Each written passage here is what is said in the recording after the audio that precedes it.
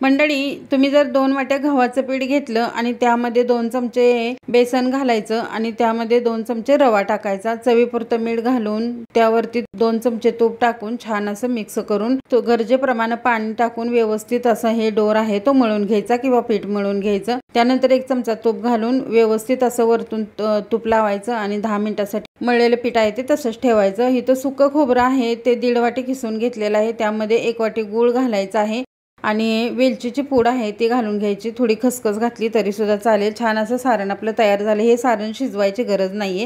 त्यानंतर एक पारी लाटून घेतलेली आहे, पाहू शकताय तुम्ही। त्यामध्ये 2 चमचे इतकं सारण घालायचं आहे आणि छान अशा याच्या कळ्या पाडून घ्यायच्या आहेत, ते पाहू शकताय तुम्ही। मस्त अशा आपला मोदक तयार होतो, पाहू शकताय तुम्ही। आणि त्यानंतर आहे ते सर्व मोदक आहे ते मी बनवून घेतलेले आहेत।